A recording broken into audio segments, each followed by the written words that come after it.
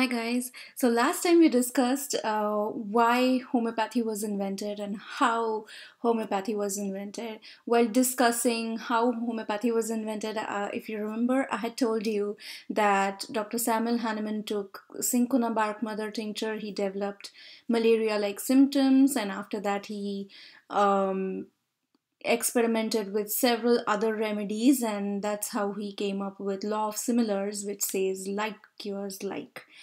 But homeopathy has more to it than just drug provings or clinical provings. So medicine at that time did not really have scientific footing, or it wasn't based on fixed principles as such. Okay, so with the dire need to develop a scientific method of treatment for the patients, and with the dire need to develop science uh, and principles governing the practice of medicine, Dr. Samuel Hahnemann wrote several principles, and these principles we call are aphorisms. So that's why if you read the topic, it was aphorisms 1 and 2. So aphorisms mean nothing but principles governing homeopathic practice. Okay, he wrote about 292 aphorisms, and all of those aphorisms were translated in English by Dr. William Borky. He was a physician during Hahnemannian time, and he translated all of those principles in English, what today compiled together, what today we call it as the organon of medicine. Okay, so our very first aphorism, Dr. Samuel Hahnemann says that homeopathic approach to treating your patient is holistic.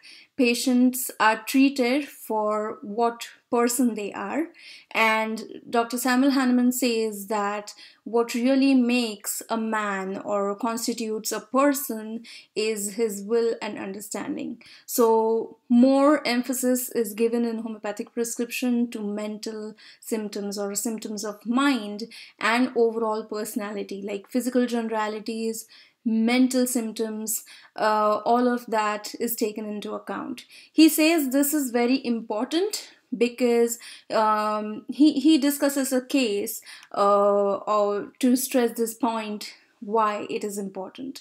So he said that there's a woman who had irregular bowel movements. She wasn't sleeping well. She has aches and pains here and there. She got checked out literally from head to toe.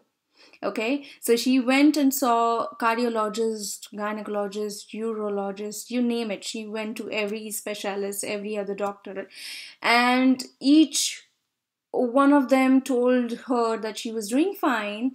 She has no problems at all because all of her lab results and whatever scans and stuff, they look normal. Okay, but this woman was thinking that, okay, I'm not sleeping well, my bowel movements aren't good, there are aches and pains, there's something going on with me, and I'm feeling sick overall. Okay, so when she went for homeopathic treatment, they collected like 4 pages of symptoms, and she was treated on her holistic picture, and that's how homeopathic approach deals with treating patients, and she was feeling better. But Dr. Hahnemann says in normal course, what would have happened was she would have been diagnosed with just constipation. Okay, and she would have gotten treated for constipation.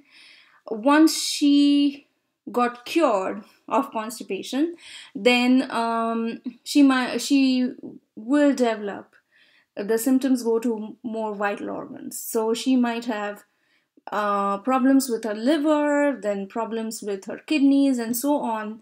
And finally, this woman gets diagnosed with some kind of Bright's disease and something. Okay, so and again, all of the physicians put efforts in treating the Bright's disease, which is, by the way, end product of what was going on with that woman. Okay, so so overall, what first aphorism or first principle states is that it's the person who is sick, and homeopathy treats the sick person and not the end products of the disease, which are pathological changes and organ damage and tissue damage. Okay, moving to second aphorism. Second aphorism says that a physician should administer patient treatment so that it's rapid, gentle, and permanent restoration of health.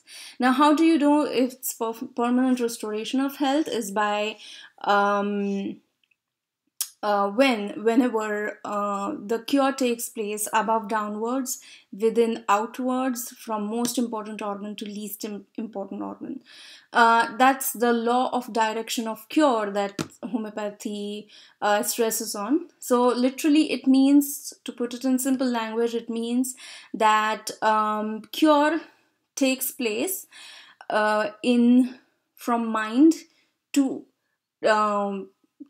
extremities, that is the most least important part of the body, from vital organs like kidney, heart, liver, and the likes, to skin and stuff like that. Okay, so if at all a patient has, let's say, liver problems, then first liver problems will be taken care of, and if at all this patient has skin tags or skin problems, then that will be taken care of at the very end. Okay, so this is the principle that physicians, homeopathic physicians, take in mind and they consider in curing the patients.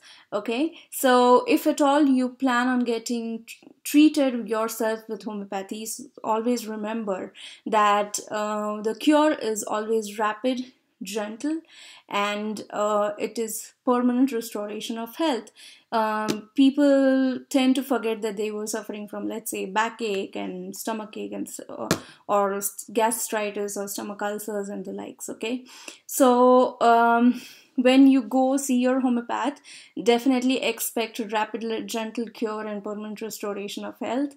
And if you are getting treated, if you're getting treated by allopathic physician, then their approach is a little bit different than a homeopathic approach of treatment. Okay, so this is in short about first and second most important basic fundamental principles on which homeopathy runs and how they approach the patients. So I'll see you soon in the next video.